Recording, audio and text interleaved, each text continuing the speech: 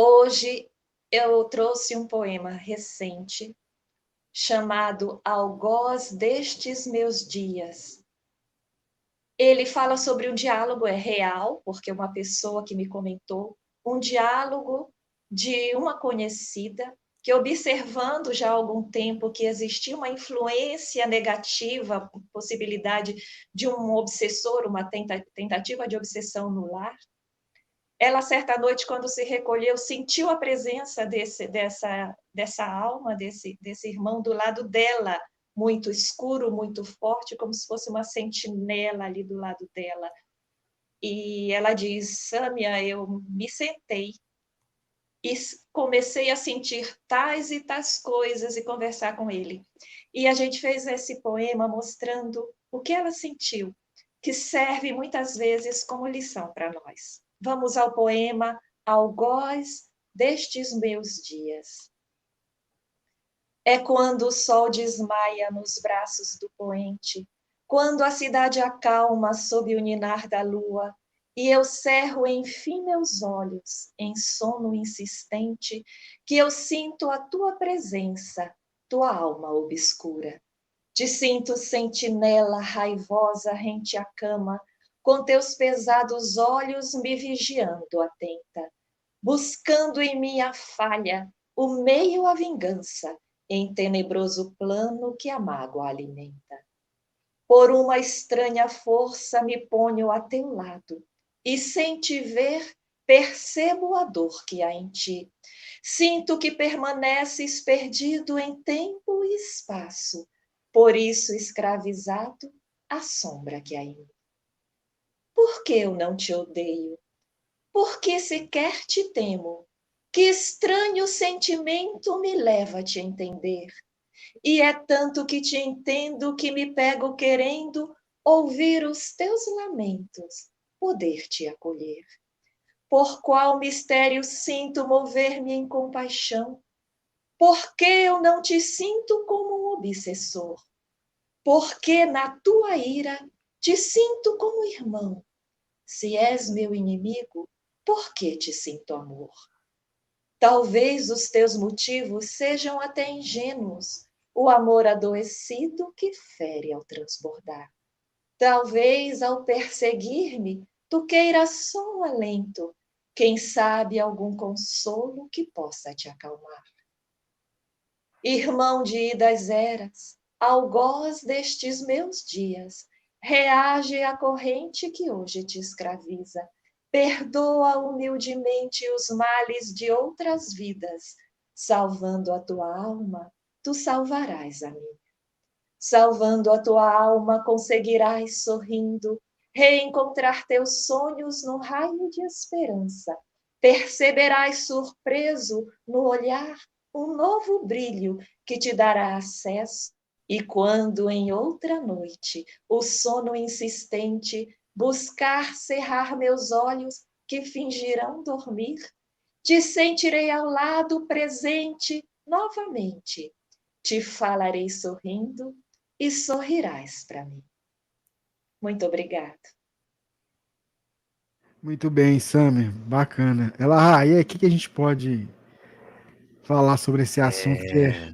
Isso, essa capacidade de reinterpretar as nossas vidas que o Espiritismo nos oferece é uma coisa extraordinária.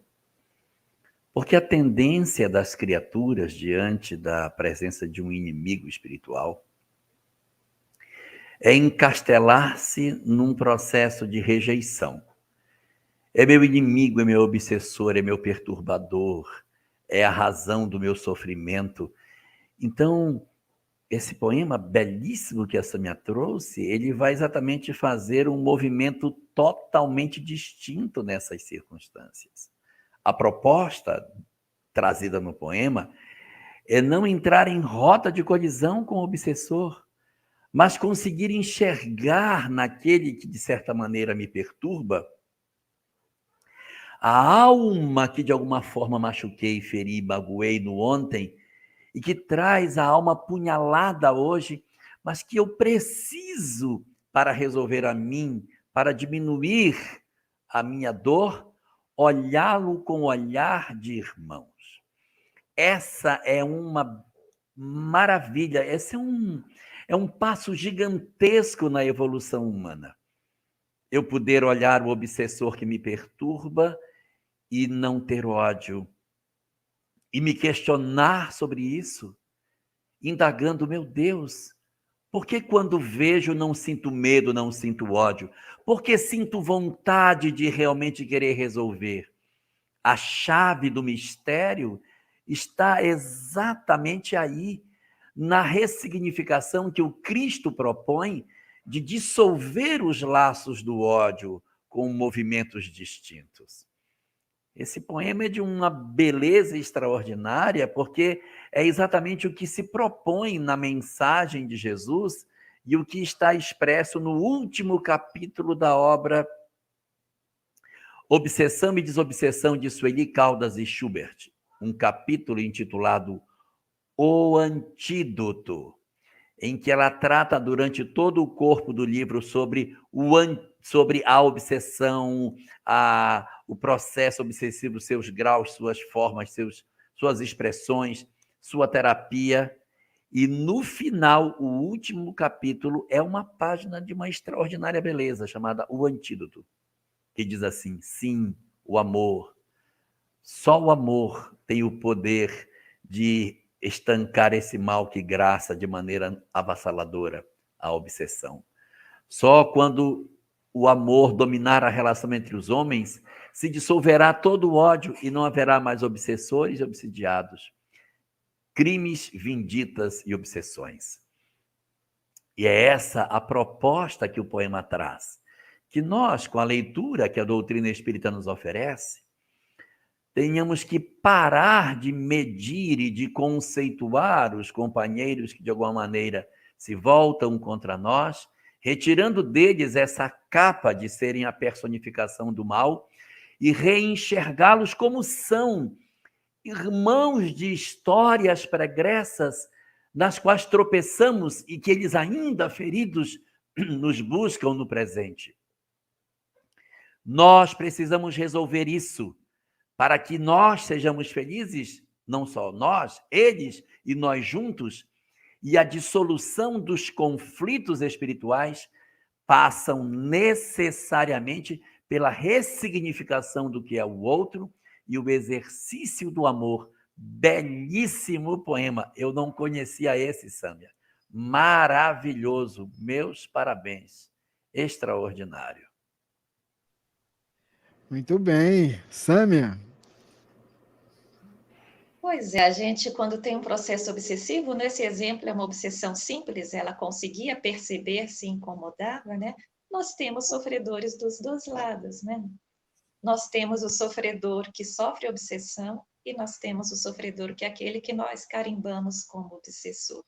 Não existe diferença, né? Geralmente existe uma troca de papéis ao longo das existências, um é vítima, o outro é algoz, e enquanto não existiu perdão para quebrar esse grilhão, fica muito difícil.